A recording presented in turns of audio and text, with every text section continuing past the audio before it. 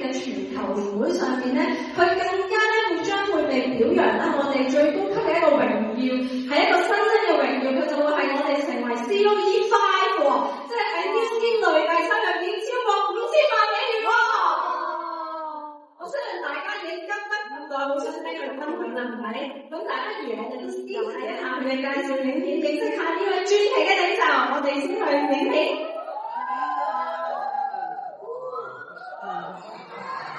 我的家人跟我的生活经历对我的影响是非常大的。很不幸，我在我11岁的时候，我的父亲突发脑溢血。我永远都记得那天晚上，我母亲哭着抱着我跟我姐姐，我们3个人抱在一块儿哭。我母亲跟我说：“你们以后谁都没得靠，只能靠自己。”有这样的经历，才会有了我们后面的更独立、更成熟、更坚强。原来我呢是在世界500强的电信公司工作。我的夫人呢是在世界500强的电脑公司做财务分析师。有一天我们在一起，我跟他说：“这样吧，我们看看在我们各自的岗位跟公司比我们多干10年的人，他今天是什么样的生活状态。当我们真去了解了之后，我们回来心情其实是非常沉重的，已经证明这不是我们要的结果。我们觉得如果我们同样付出5年10年在如新，那这个结果是我们要的。我最不怕付出，我怕的是付出之后没有得到我想要的结果。所以如新给了我们一个很明确的，只要我按这个方向去走，这个结果是必然的。在如新这10年最难的并不是坚持，其实最难的是放弃。每当我遇到第一步闪过是不是应该放弃的念头的时候，我马上会想到，如果我选择放弃了，我回到我原来已经不认可的生活，去面对他们，告诉你，你看我早跟你说不行了吗？每当我想到这些，要面对这些，我都会毛骨悚然，我都会告诉自己，我绝不可以放弃，因为放弃无心事小，但是放弃人生的梦想跟正确的方向是大。其实经营任何有价值的事业，都不是轻而易举一帆风顺的。人生轻而易举得到的东西，往往会轻而易举失去。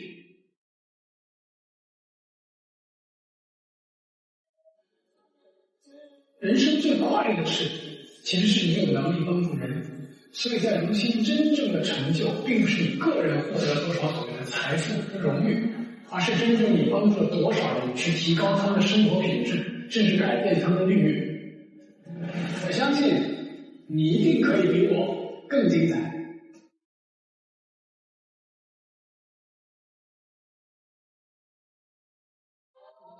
讓我哋有最熱嘅掌聲去歡呼聲歡迎我哋嘅知識創造者嘅名人兄，以及大家熱愛知道嘅海東。多謝晒，10幾年之一見，喺我全評粵語嚟講，10幾年前嚟到香港，多謝晒，多謝呢啲前輩，多謝。我到而家仲唔走就係真愛啦，係真愛啦。咁我想問有幾多係第一次被邀請嚟到呢個邀請嘅會場，有冇嗰個朋友起立好唔好？起立！哇咁多人，冇企起身同我做咩？熱烈歡迎真係，多謝 ，thank you， 多謝。好感動，我睇翻個片，呢個片我拍呢個片嗰時我39歲，已經過咗13年，我而家52歲。所以今日新朋友，新朋友，點解咁遠叫我嚟啊？5000萬嗰啲你喺呢啲，隨住時間佢就會到㗎啦。難得嘅咩？搞咗23年，嗱，你睇佢腰身。呢個真係犀利，揾多5個億，你都換唔翻52歲咁嘅狀態。因為人生最尾健康同埋年輕嘅生命狀態係你嘅終極需求。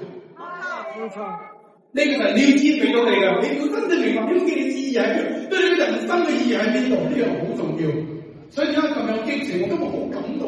對於我嚟講，嚟到香港非常嘅感動，見到呢啲我嘅前輩，當佢同我講你好犀利啊，超越咗前輩，喺我心中永遠冇超越，因為冇呢啲前輩嘅故事嘅激勵，冇佢哋披荊邊鋪路，冇當初我嘅上級林生林太喺非典期間嚟到廣州，冒住所有嘅風險喺度開始呢個市場，點會有我哋？冇呢啲前輩永遠我哋，所以唔存在超越。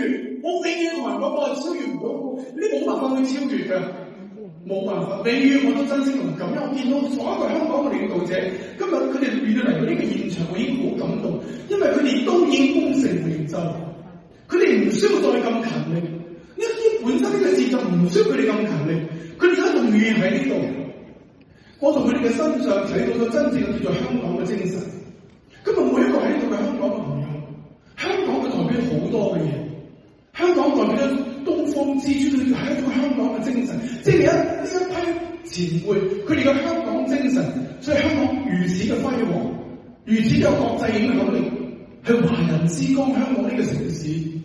所以佢哋嘅精神代表呢個標籤可以，呢間公司歷經亦會有起伏。任何間公司從零走到百年老店，走向偉大嘅企業，佢中間要經歷好多嘢，包括今日在座好多比較年輕嘅朋友，我亦唔怕同各位講，呢個世界上所有嘅富豪，不論偉大嘅公司、偉大嘅有錢人，包括香港咁多嘅富豪，你可以問一問佢，佢人生只有第二次、第三次賺到嘅錢先真係佢嘅。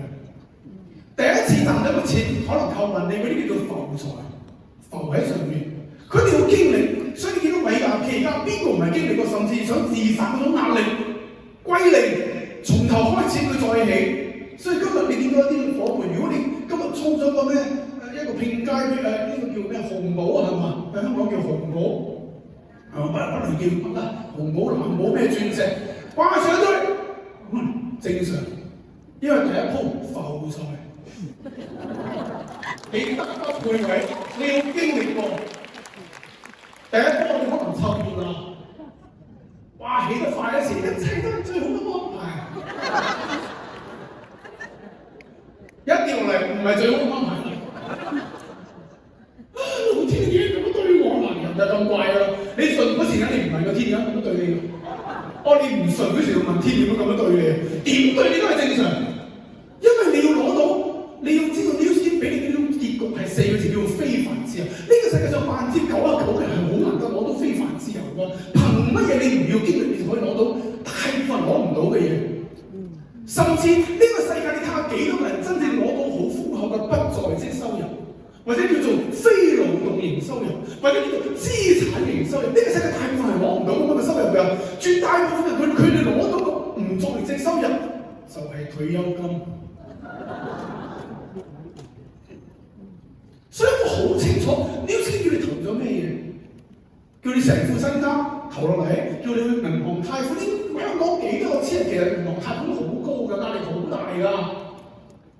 呢啲錢都冇，你憑乜嘢冇咁大金錢嘅付出？老天係公平，如果一個生意你要提供好大嘅金錢，好奇怪，你用金錢去買人哋嘅專業、人哋嘅生命幫你做嘢，但係呢啲錢唔需要投呢啲嘢。咁你唔想再投啲生命時間，憑乜嘢啊？你可以攞得咁偉大嘅結果，冇可能㗎。所以我從做 News 第一日開始，我知道呢 News 呢個生意叫做無中生有。我記得乜都冇，所以我跌，我啲起伏，每次訪問點你冇乜點低落㗎，我都有低落㗎，只不過個低點比較高。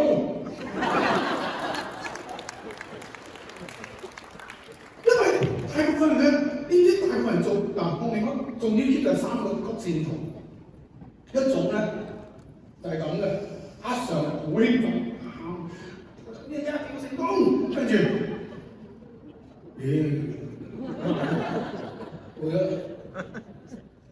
一種咧，我興奮，唔掂，唔肯死，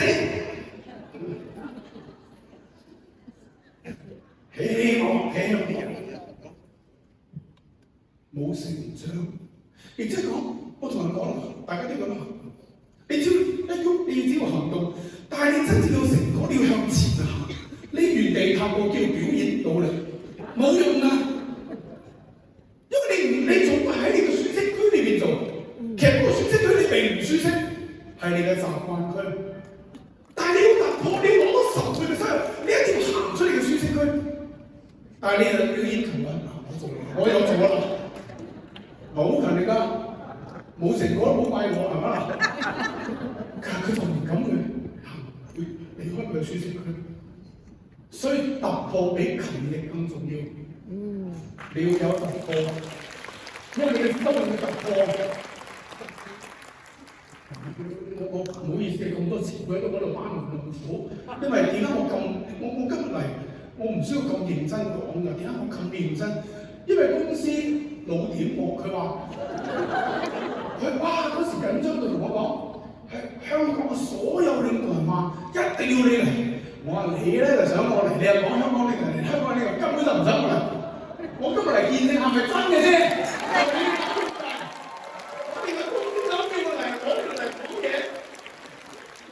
其實唔該曬，咁大家好眼瞓係咪啊？好啦，咁我經歷咗今日嘅時間幾多？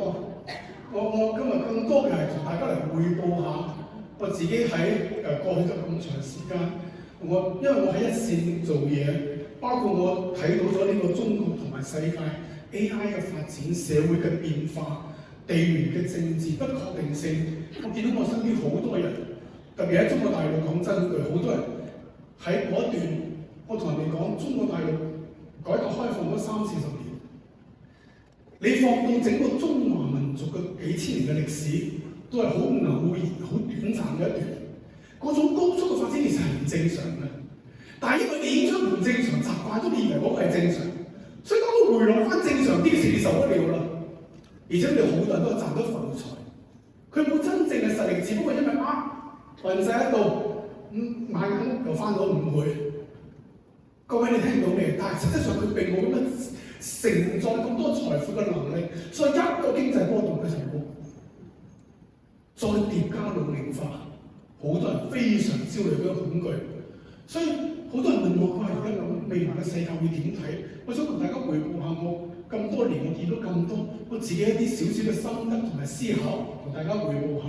以及喺未來呢個世界，呢個動盪不安同埋充滿咗不確定嘅世界，你點樣可以安身立命，可以真正穿越呢個周期？因為人呢個世界無非係不斷嘅周期，嗰個高速發展地產嘅中國周期過咗去啦。無論你懷念你後悔乜都冇用，佢過咗就係過咗去，但係佢會仲有另一個周期。咁呢個周期你最重要做乜嘢？可以令到你活落嚟，活下去，到穿越嗰個周期，甚至可以逆襲。係咪叫逆襲？逆襲啊！你可以翻身一樣，打仗嗰時都有人揾錢。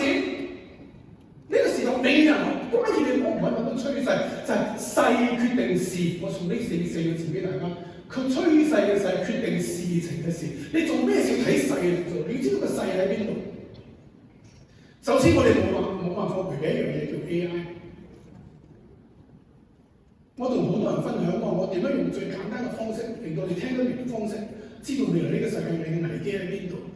過去人類嘅歷史上邊，每一個階段都會遇到一啲危機，人口嘅經濟嘅衝突嘅危機。人類穿越危機通常有2種方式，一種方式就係戰爭，用打仗解決啲人口，解決啲問題；另外一種方式就叫做科技突破。佢通過科技嘅突破，去穿越咗一啲危機，令到人又見到新嘅希望。咁人類過去咁多年嚟，我哋嘅每一次科技突破，都係人類社會做加法。點樣理解呢句話咧？就係每一個科技突破，佢會帶嚟一個新嘅好多人嘅新嘅就業機會。呢個叫做加法。比如互聯網，講真一句，中國大陸，你諗下今日有幾多人嘅生計其實係同互聯網有關嘅？哪怕嗰個外賣費快遞係咪真係有互聯網有平台，佢先有好多工作機會？所以佢個繁榮過去嘅技術突破係俾人類社會帶嚟新嘅繁榮，叫做加法。但係 AI 今次係人類歷史上，我再講多次，係第一次，亦可能係最後一次。呢種技術突破，佢第一次係做減法。咩意思 ？AI 呢個技術越突破，越唔需要人，人越冇嘢做。呢樣嘢其實全世界都唔知未來會點，大家都唔知點，但係大家都好怕會被淘汰，所以all in AI，大家都好焦慮。但係唔好意思，佢就會咁樣發展，唔由你嚟控制。亦即係講未來呢個世界確實，我係一個長期主義係非常樂觀嘅。我相信未來 AI 終有一日都物質極大嘅豐富，呢種 AI 機器人生產物質極大豐富，人類真係唔需要好多錢都可以過到美好嘅生活，因為佢物質好豐富。但係呢樣嘢咧，人長期樂觀唔代表短期盲目樂觀，因為呢個結果支持呢個過程，我可以同你講係非常殘酷嘅。好多人並唔知道自己，你嘅日子係一個，你覺得都冇乜變化，你自己技術嘅突破可能到咗個臨界點之後，可能喺1年之後突然間大嘅突破，你突然間就冇嘢做，冇任何機會。佢係咁一個過程，再講一次，再疊加努力法，確實會有好大嘅挑戰。據我所知，加拿大已經有啲地方議會喺度討論，未來要準備好錢俾呢啲被 AI 淘汰嘅人點樣叫最基本嘅生活費用，因為佢冇辦法，呢個唔係政府可以解決嘅技術發展就係咁樣。所以你要知道，呢個世界未來唔係你用過去嘅經驗可以想像嘅。咁喺呢種情況下，我哋普通人點可以度過？因為我再講一件好殘忍嘅事，絕大部分嘅人其實係基本上冇乜機會分享 AI 時代嘅紅利嘅。同你無關。呢個世界 AI 仲會帶嚟一個好大嘅問題，就係未來會貧富極其懸殊。你可以想像而家中國嘅一個 AI 嘅科技公司，3個90後嘅僆仔搞下，突然間可以賣20幾個億美金，呢個係無辦法想像嘅以前。但係問題係有幾個咁嘅人，亦即係講未來之後，你啱好你係頂尖嗰種科技人才，你可能嘅收入會高到普通人冇辦法想像，你可以超越前輩100年累積嘅財富，你可能通過呢個時代你攞到，但係絕大部分人同你無關，你就係嗰個代價。所以我今日有錄像我都唔怕，我預言喺呢度，未來人類一定會喺全世界各地發起反 AI 運動，一定會，時間問題。各位我哋拭目以待啊！當然你要活到嗰個時候，所以呢個就係好重要嘅嘢，我哋今晚嚟傾嘅。你要健康咁樣活到嗰個時候，特別係你仲要活到嗰個時候，仲要冇錢，點解啫？人仲喺度，錢冇咗仲戇居啊！人死唔去，錢仲喺度，人死唔去，錢冇晒，係嘛？咁好多人問我，咁你點睇我哋未來最重要？你可唔可以最簡單總結我未來要做咩？最重要係咩？我其實好簡單，就2個字叫健康。今日分享嘅重點其實就喺呢度，同大家分享完就2個字叫健康。呢個健康分咗3個層次，呢個係我自己親身嘅感受，亦係我自己每日都提醒自己嘅。第一個層次啦，健康分咗3個層次，你要喺呢3個層次做好健康，你就可以度過呢啲階段，你會迎接美好嘅未來。第一個就係最基本，大家第一個反應就係身心健康，身體心態嘅健康。因為而家好多嘅呢種你無法阻擋嘅呢種污染啊，包括情緒嘅污染啊、飲食嘅污染啊，我同你講，尤其係情緒。以中國大陸市場為例，佢哋嘅其實中國大陸而家好多人係有抑鬱症，多到係冇辦法報導嘅。包括你哋見到嗰啲網紅啊，嗰啲咩搞笑嘅呢啲網紅啊，佢呢邊拍完搞笑視頻，嗰邊食抗抑鬱藥嘅，同你講，你永遠冇信嗰啲視頻鏡頭，朋友圈越正能量，嗰啲可能翻到去越憂鬱，我同你講，好怪嘅人係，你冇信嗰啲嘢啊！呢個世界好多人係好焦慮，冇辦法。加上呢種自媒體咁極大嘅信息量，而家嘅人嘅頭腦嘅對信息嘅處理已經達到極限啦。你諗我哋以前邊有咁多信息，而家你每日手機俾你幾多信息，你點樣分辨處理呢啲信息？所以你嘅頭腦健康、心態健康、身體健康，我以呢個世界未來就有一個趨勢，係100%，6個字。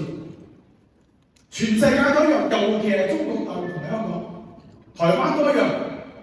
喺華人世界、亞洲更加唔使講，日本、韓國都一樣，叫做記住6個字，呢個就係趨勢，叫做老齡化、少子化。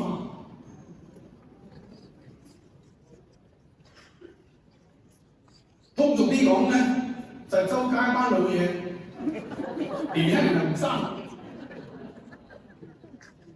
香港最新數據都未到2006年，我查到個最新數據到2024年2年前，香港60歲以上嘅老人嘅佔比已經超過31%。咩意思？成條街行每3個就有一個60歲以上㗎。其實呢件事係好得人驚㗎，因為你老得嚟仲要唔健康。我同你講，而家中國有個好大嘅壓力，中國大陸就係中國大陸最新嘅數據，中國大陸而家嘅社保。國家有統計，睇啲錢使咗呢半年使咁多社保消費咗，佢會做統計最新嘅數據出嚟，所以而家中國將醫院之前叫做治未病，未病就做未病，唔係治已病。點解？因為出嚟嘅最新嘅數據講得好驚，因為70%以上消費嘅社保每年每個月係使咗喺慢性病。呢樣嘢好得人驚。點解？咩叫慢性病？就係醫唔好死佢，明啦？個個月要使。如果你係急病，你明唔明啊？救咗你就好啦。問題你個個月要買啲降壓藥啊、呢個藥啊、嗰個藥啊咁使法，然後年輕人越嚟越少，仲要唔交社保，你覺得可以捱幾年？自己諗，你係政府你點辦？你一定會紅色大家，冇錯，一定要喺將醫院之前就開始搞健康。所以呢個時候真正嘅 news 嘅機會，其實今年先係元年。所以我順便解答啲朋友嘅疑問。許東 news 幾好，老公司啦，我中意做新公司呢啲係香港幾年？你做幾年？你做咗23年。我中意做新公司，新公司先有機會。講呢句話咧，首先證明你唔係創業嘅投機嘅。冇錯。我唔好意思咁講。你話乜？哦，咁你嘅意思即係2年之後有老公司，咁唔使做，你後邊人點做？如果按你個理念，我唔知香港真係已經太耐唔知。香港講割韭菜，香港係點講？割韭菜。即係你割後邊都係咁樣表達嘅，冇一個專門嘅詞嘅。即係你諗，你成日都割後邊嘅就韭菜，你成日都想做一個啱啱相反第一個，越嚟輕易唔好做新公司，因為新公司。會有巨大嘅各種嘅隨時嘅變化，佢仲極其唔成熟，就好似一個人有一句呢啲生仔多句話，細蚊仔叫3歲生根，即係3歲之前佢都未企定，佢隨時會各種嘅病。你連買保險都知道，3歲之前呢個細蚊仔佢得病唔係死嘅概率係高好多嘅，3歲之後就會低好多。所以新公司係高風險。第二。咁你既然咁中意做新公司，我同你講 ，News 喺我心目中永遠都係新公司。我同你講一個最簡單嘅定義，我唔係你以後你哋再得嚟咁樣講。咁我哋定義下咩叫新公司？我嘅定義分享俾大家。一間公司佢永遠有創新能力，佢永遠都係新公司。如果唔係新公司，好快變成老公司，冇意義。呢啲係永遠有創新能力嘅公司，就永遠係新公司。你成買我。每一個新產品，其實如果你睇明就係一個新嘅商機。講真嗰句啦，如果而家 New Skin 其實真係唔需要咁多產品，你搞幾個最專注嘅產品，搞成套裝38000港紙入單，唔使講得啦。ERP90、阿明哥、魚貝配個 Prism Mile， 最多搞再做幾張嘅套裝，又耐喎，38000八。我哋講，唔使咁多嘢。但係你知唔係個公司，我哋係長遠嘅想法，亦即係我同你講，我唔怕同各位講 ，New Skin 公司隨便攞出一個產品，如果放到其他公司，就係一個市場，人哋就可以喺你講啦，就攞呢個產品插好大嚟做啦。所以你唔需要擔心呢樣嘢 ，New Skin 係間永遠有創新能力嘅公司。仲有一種講法好搞笑，同我講話你睇下 New Skin 而家，有啲直銷，啲00後新時代嘅人類係唔中意做㗎啦，呢啲 out 咗㗎啦，係咪好多人講？今日有冇00後？你都係好另類嘅。好多人同我講話00後新時代人以後就唔中意做直銷啦。我話第一你要搞清楚。00後唔係唔中意做直銷，係佢乜都唔中意做。佢乜都唔想做，同直銷冇關。我諗緊00後乜都唔想做，淨係想考到。所以順便提醒各位已經有比較大啲仔女嗰啲啊，錢一定放喺自己手度，絕對唔可以俾佢哋。想你個仔女孝順啊，仲要天得個個月有，佢買唔到，一買都下月有，買唔到。而且點解你個仔孝順啊？你有米咯，你有米一定孝順。你想你咪俾晒佢，得鬼人喺屋企睇呢個死人老蝦啊！睇啊！你發我包嚟睇我好清楚呢個就係人性，我冇任何其他意思啊！你哋係咪笑？你自己都知道，好多00後佢唔係唔中意做魚生，咩唔中意做直銷，佢乜都唔想做。第二個，各位唔好忘記一個好重要嘅數據，我同佢哋講，我根本唔在乎而家00後加唔加入，因為00後佢哋都會老，你俾啲時間。我剛初埋嗰時19歲，唔係好似而家00後咁啊，基本上。佢會老㗎，而家考掂啲07、08、09、09後夠晒做啦，我講00後嘅。各位，你要知道中國未來成長最快嘅群體係60、70、80、90，呢啲人喺香港喺中國大陸嘅佔比甚至會佔到1半以上係呢個年紀嘅人。你做呢啲人群夠，因為佢哋有需求。佢哋而家舉個例子啊，而家70後，我係74年2月嘅，70後啲而家中國大陸俾呢啲保健品醫藥公司就精準捉住我呢個70，因為70後一個好大嘅特點，我哋呢一班人啱啱好經歷咗改革開放，我哋呢班人把握咗啲機會嘅。而家喺中國最重要嘅掌握財富嘅啱好就係70後。咁好啦，佢話。呢啲我哋呢班人被呢啲公司定為一個名詞，叫做初老階級。即係啱開始講啦，初老啊，仲有幾多70後啦？你而家就俾人精準定住啦，你叫初老階級。嗰啲80後，我哋冇試過過幾年你就係好快㗎啦。我哋係最大嘅需求。而家全世界喺度通脹，中國通縮。冇辦法，因為地緣政治。舉個最簡單嘅例子，如果你聽完之後好簡單，中國靠咩發展之前？歐美開放市場合作，輸入技術，教你人才，培養你。我哋嘅勞動力廉價、勤力，做出嚟嘅嘢又平又靚，賣俾佢哋，所以全世界都好舒服，大家經濟都好好。我哋嘢賣出嚟賺外匯，佢哋又享受到平嘅嘢。點知而家一啖話啊，最近有啲唔開心，可能拗撬，唔制啦，要分開，好啦，嗰邊再都享受唔到中國呢啲平嘢嘅紅利，通脹，明啦嘛，嘢越嚟越貴，因為揾唔到呢個世界，你以為咁快就可以喺東南亞揾到一個地方可以複製中國整個產業鏈，冇可能㗎。係啊，中國嘅整個產業鏈嘅建設係幾十年累積，包括啲技術工人受教育程度，同埋中國人嗰種聽話、執行力。呢個絕對唔係外邊可以比，所以你哋冇辦法，所以外國就通脹，咁中國就短期咗種問題，因為我哋原先係靠賣俾佢哋嘅，點知而家我哋人哋話要加關稅賣唔到啦，點辦？內卷，明啦嘛，所以我哋通縮越嚟越平，大家就加價先，因為太大量嘅生產又唔敢停，但係生產出嚟咧，以前賣俾外邊，而家外邊買唔到咁多，攞咗翻嚟，你明唔明啊？就咁簡單，所以人。隨住老齡化，仲有一個問題，就係消費會降低，因為人隨年紀嘅增長，佢個慾望會降低。點解消費就係慾望？年輕嗰時係咪啦？要買個咩 LV 啦，係咪啦？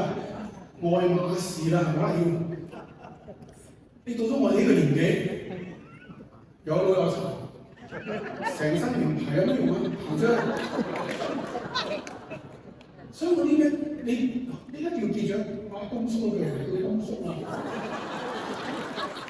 我啱做啲錢嗰時叫我公叔，後尾叫公哥，而家叫公叔，咁佢下次嚟叫公爺啦。呢個世界就係咁樣啊！我舉個最簡單嘅例子，我啱啱俾啲篇文到錢嗰時咧，唔使我都欲望過，冇辦法。咁啊，俾啲嗰啲公司啲高層啊認識啊，同啲前面呢啲香港嘅呢啲名門啊認識。咁我都開始同人哋話買隻靚錶，人哋話係咪做呢一行？因為我從來唔會用物質嚟吸引我啲伙伴嘅。咁後尾我都覺得哇，買隻咩百達翡麗啦，可能佢有故事，俾人哋洗腦啦，講故事啊，好傳承。我就買隻百達翡麗限量版啊，我都收過幾隻名錶，全嘅玫瑰金嘅撈啦，覺得一旦使用覺得真係幾型啊！你睇而家個錶，我仔買俾我嘅。健康手錶260人民幣，放鬆率、睡眠質量，嗱你有啲叫做老㗎啦，點解你明啊？咩意思啊？我唔需要嗰啲嘢啦，我嗰啲嘢對我冇意義啦，冇意義啦嗰啲嘢，呢個就係而家國家好怕老齡化，一個老齡化社會佢嘅消費一定會萎縮，佢只有一個地方消費會增加，健康。呢個叫做世榮啊嘛，所以呢個時候，如果你再做咩賣奢侈品啊，去開個咩母嬰中心，你真係真係睇你條嘅真係。你做乜嘢？我哋諗緊，你知呢個錢都有，你要知道你賺咩錢，就係錢流去邊，你要做邊一行。你要知道未來嘅錢一定會流去邊，就係健康。甚至我同你講，未來只有兩樣嘢。至少喺中國大陸，今日同各位分享，我做咗好多數據分析同埋同業嘅人，我了解個行業嘅人，中國只有兩個地方係消費，仲會將錢少，其他地方能減就減。如果你知道而家中國二手豪車跌成點啦，幾多買豪車嘅人執笠，幾多買奢侈品都買唔到。但係只有呢兩個行業仲喺度發展，第一個就係健康，大健康；第二個係咩？叫做文體旅，文化體育旅行。因為中國人再點慳，佢覺得我最尾一個活住一種活力就係去旅遊，當然係窮遊。即係所有收費景點唔去，免費景點先去，大都遊，再加上中國啱好而家有高鐵，係咪交通好方便，所以你見到中國好多人喺度旅遊。佢冇嘢做都會出去旅行，其他消費能減則減，所以你就知道大文體旅基本上同你無關，你冇資金冇背景，你參與唔到，你最多就係消費，只有呢啲俾你機會。再講一次，只有呢啲俾一個普通人一個機會參與到呢個大趨勢。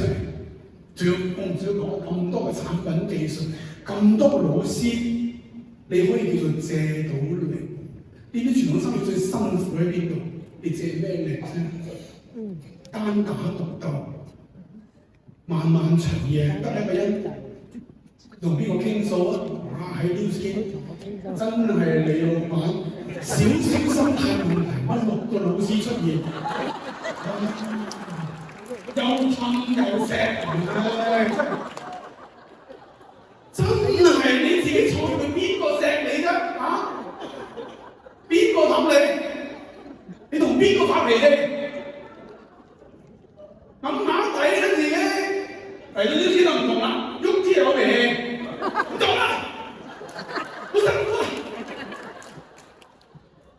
分難爭啲搞唔掂，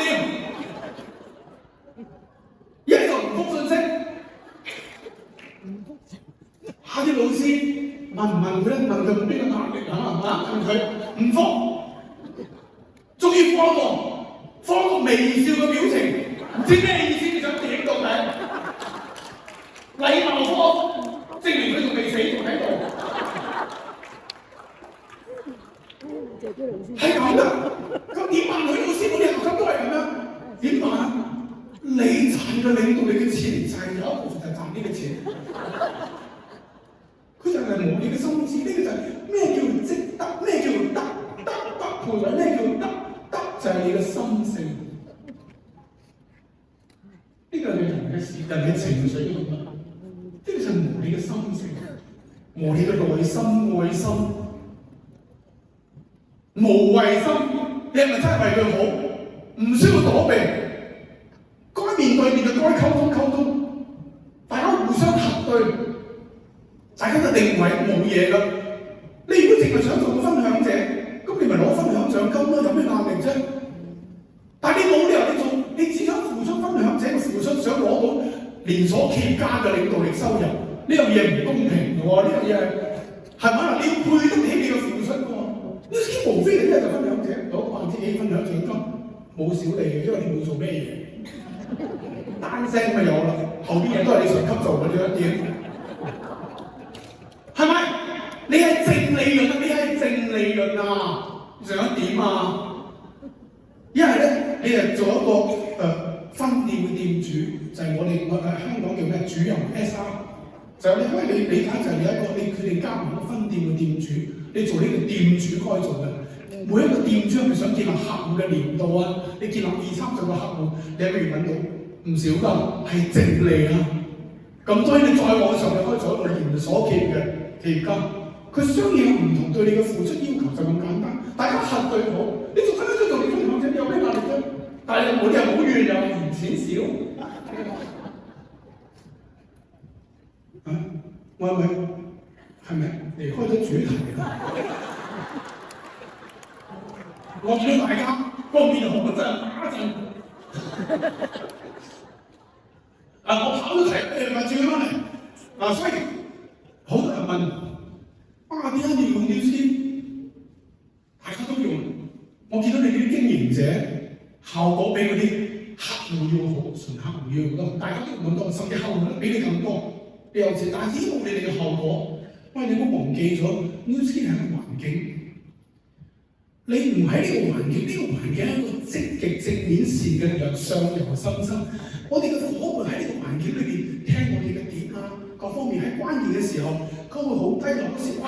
佢就會聽到佢嘅老師，大家就互相扶持，佢個內心就會有平復，所以你成個人都向上㗎。咁你睇下，如果你唔喺呢個環境，你係啊，有錢用標先啦，邊喺度拍緊我哋啲嘢啊嘛？個死佬又去邊度蒲啊你？激死啊！好多女嘅又想喺屋企啊，所以佢冇乜效果。佢拍咗我哋，但係個心嘅個面，個死我！一日生意煩到死，吹！你諗下，你點樣有效果咧？真係㗎，但係呢啲你就唔同啦，成個人你冇咁多咁樣嘅事，或者你至少有人幫助你，喺嗰個時候可以令到你覺知，會轉變，會化解，你唔孤獨。所以確實喺呢個環境裏面會被滋養。記住伙伴，如果人哋問你點解你係做呢啲一個團隊咧？團隊係做咩嘅？就係扶持同埋滋養。揾外邊邊個扶持滋養我？你做生意都係想賄賂你嘅，真係㗎，想外邊搞你嘅。你試下你做啲生意好啲啦，喐你人好少人都想搞死你。有呢個幾好，哇！大聲講我5000萬，下邊人做開心喎。有幾神奇你嘅生意？點解？因為喺呢個台度，伙伴記住，以後唔再問你咁開心係咪？你咁激動流眼淚做咩？上邊同你咩關係？你話因為呢個台上嘅每一個人，佢哋都係你自己嘅未來，佢係可以被複製同埋超越嘅。呢個台上嘅每一個人，都係複製同埋超越嘅。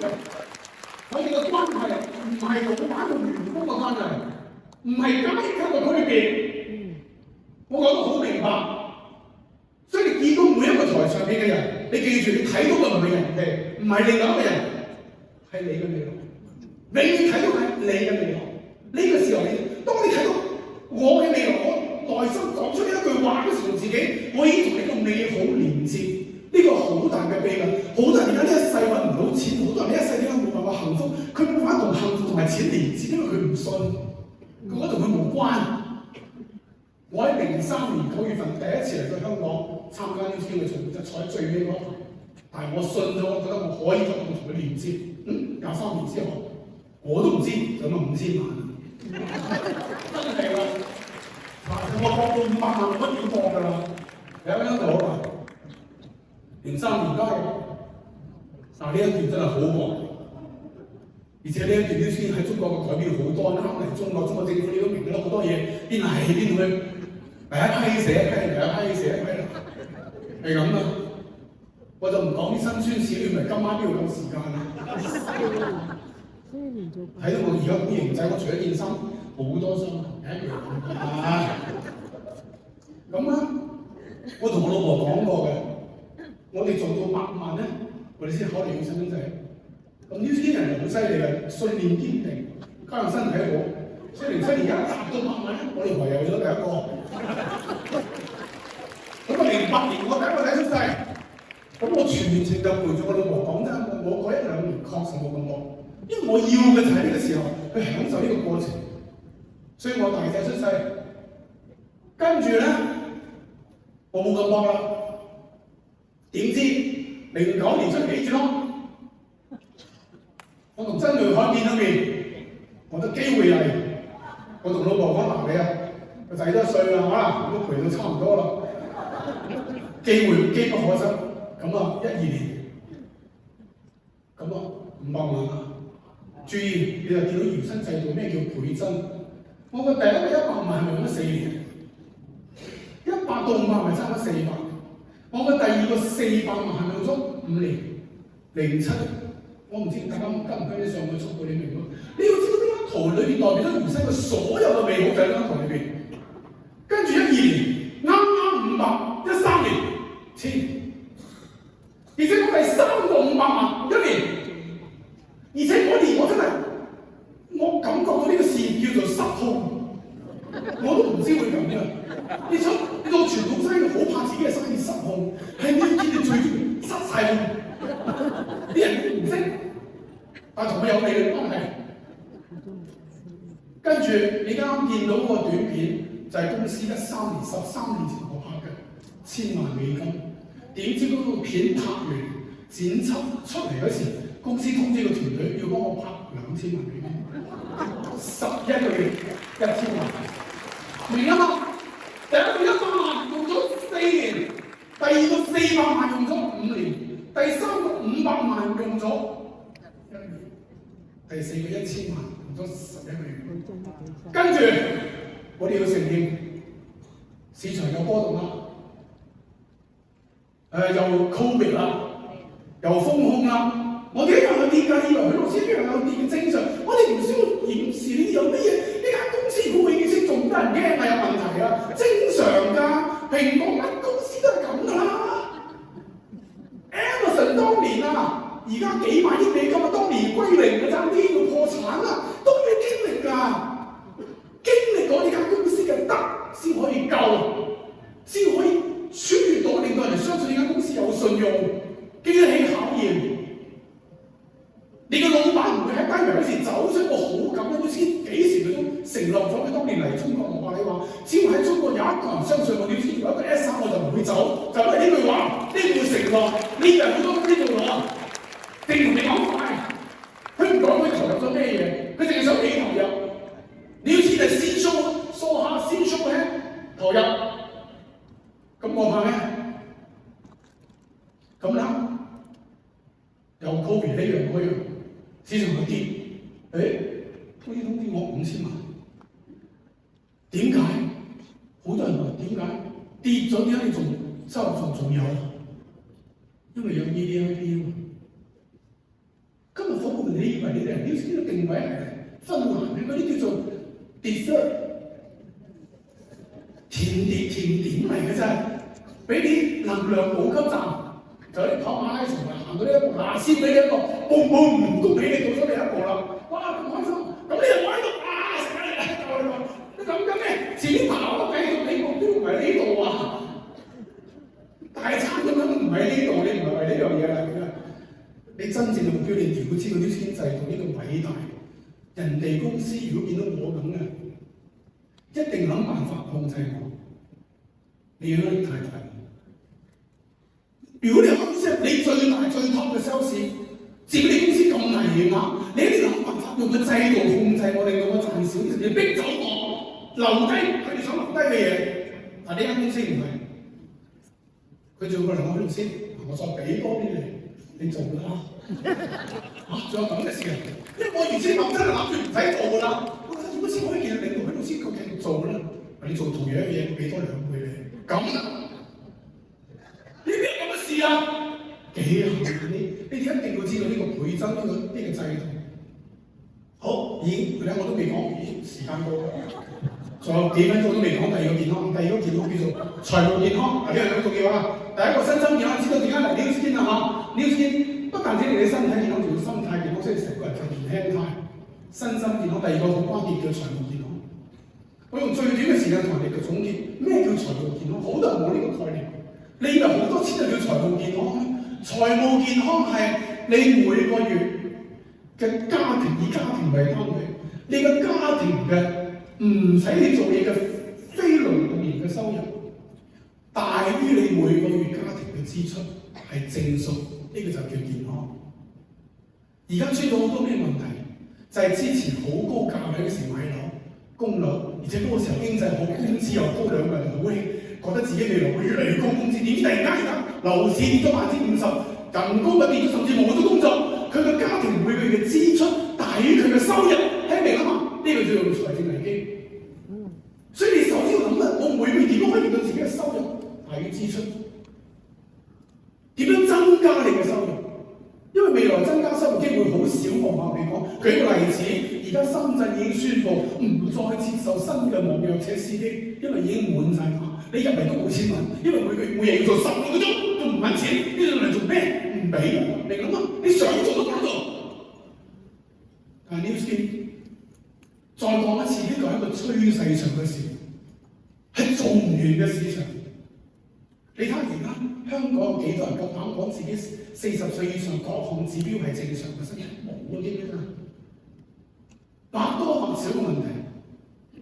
再講多次，60、70、80、90呢4個足夠大到不可想象，呢個叫增量市場。再講多次，呢個係一個不斷喺度增量緊嘅市場，係做唔完㗎。而你而家攞咗係全世界抗衰老，New Skin嘅定位好簡單。全世界抗衰老嘅天花板就咁句話，你問我呢啲係咩？全世界抗衰老嘅天花板，淨係攞出證明啦，明唔明啊？你做嘅嘢就係證明呢件事。所以點解財務健康要先？冇資金投入咁大風險，一入到嚟你就要即刻同一個成功嘅團隊陪伴你。你記住呢個世界，唔係話你諗住學習。我使幾萬港紙參加呢個課程啦，跟嗰個老師啦。我同你講，生命最珍貴係咩？你嘅生命最珍貴係咩？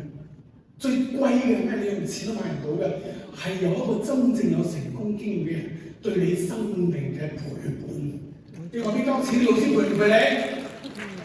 交錢俾佢，你保持距離，因為你要佢你膜拜佢，佢唔會同你親近㗎，因為佢台上台下完全係兩個樣㗎。New Skin唔係啊，台上台係同一個人嚟㗎。因為我唔係話做一鋪，我唔係講師各位，我多謝啱嗰個主持人話我係咩激勵大師，我係做嘢大師啊！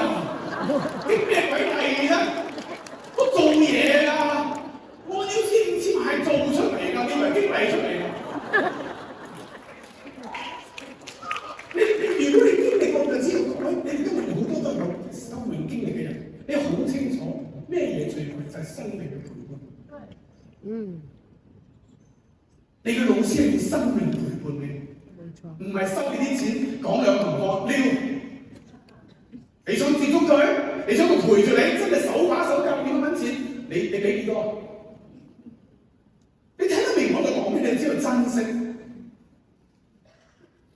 New Skin係所有嘅成功者用生命陪伴你，將佢畢生嘅經驗功力交俾你。你唔可以唔相信佢哋有幾偉大，你可以相信 New Skin 制度嘅偉大。你揾呢個叫你唔需要擔心佢會害你，會阻止你嘅成長。呢個偉大嘅制度，所以呢個叫你點樣財務健康嚟 New Skin，增加你嘅收入，而且增加你嘅財商。未雨綢繆。第3個健康結束叫做關係健康，記住啦！未來個人生想安身立命呢個世界上，可以過得好富足，就係呢3樣嘢。第一個叫做身心健康，New Skin啦，身心健康，兩眼放光，瘋瘋癲癲又一天，幾開心啊！邊有咁多煩惱？我同你講，我瞓覺叫做秒睡，我1分鐘之後入睡。大家都5000萬、幾千萬生意咧，身心健康係呢個環境。第二個叫做財務健康，因為我財務健康我就對未來好焦慮。所以我哋而家做嘅嘢，前排啲老師咁多年之後，佢功成名就喺度陪大家，就因為佢哋從各位嘅眼裏邊睇到佢哋當年，佢睇到各位嘅渴望，佢哋知道你哋係善良嘅好人，佢希望你哋都可以享受到美好嘅生活，呢份動力，所以珍唔珍惜呢種關係。所以我同各位講，我自己原創嗰句話係基本上結束我分享啦。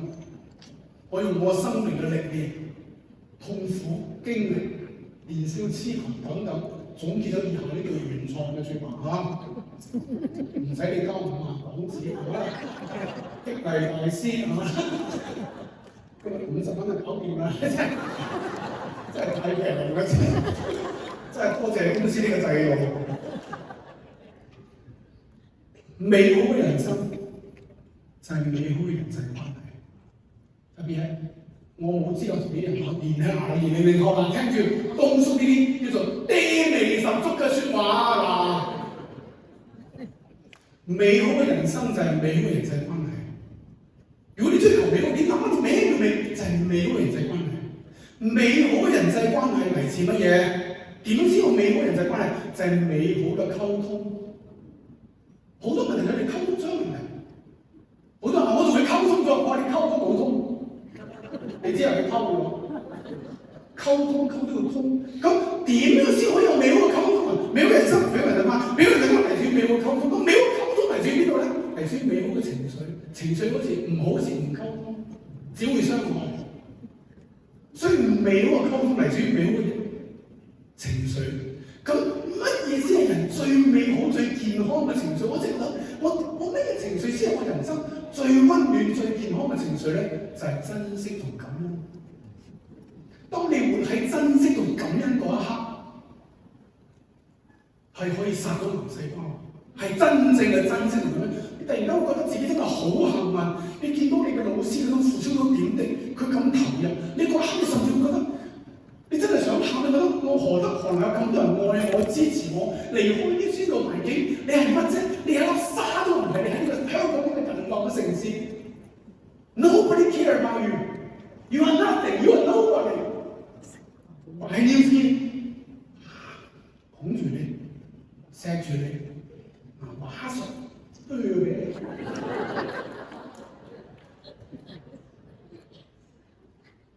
但你冇珍惜過。呢個生意嘅秘訣成功就係珍惜同感恩。就好似我再次強調，我非常珍惜每一位香港領導者，非常感恩佢哋嘅精神，處處激勵住我。當我年少輕嚟到呢啲，佢哋對我都好多嘅包容。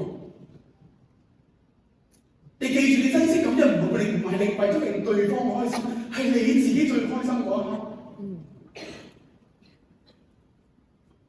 所以保持呢3個健康，各位夥伴，啱好夠鐘，9點半結束。喂，你1分鐘，好感動，今日香港呢邊過嚟，我知道好多夥伴想同我影相，我今晚唔瞓攞嚟影，但係前提要定目標，你真正嘅珍惜同感恩唔係話老師我好感恩你講呢啲廢話，定目標去分難啊，突破自己啊，叫做感恩啊。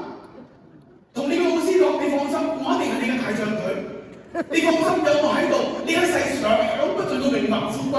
當你講呢句話嗰時，你向宇宙講呢句話嗰時，好奇怪，宇宙會俾你嘅。因為我當年就同我個上級講，我同我魏飛，我今日我上級都喺度，我今日再同佢哋講，你放心，林生林太各位上級，我會令到你一世享不盡到榮華富貴。包括你嘅後代，兼喺度，我哋嘅後代會榮華富貴。我當初就同佢講，我再講多次，你講呢個話嗰時，你唔係一個假惺惺，而係你要相信一樣嘢，呢個叫做愛出者愛返，老天會俾我㗎，佢哋都可以榮華富貴，我都榮華富貴，你點榮華富貴㗎？你明唔明呢句話咧？你明咗我好無論你大膽講呢啲説話，好奇怪，你只會係永遠係施比受更有福，你不斷俾，你永遠嘅內心就係我可以俾帶俾人哋咩價值，你唔需要擔心呢個呢個制度老天會俾你㗎，因為你俾唔到人哋你自己冇嘅嘢，你願意俾，我願意俾你。最尾我攞得最多，所以而家多到我要繼續俾表明，得不配位。我都怕自己得不配位，所以今日香港請我。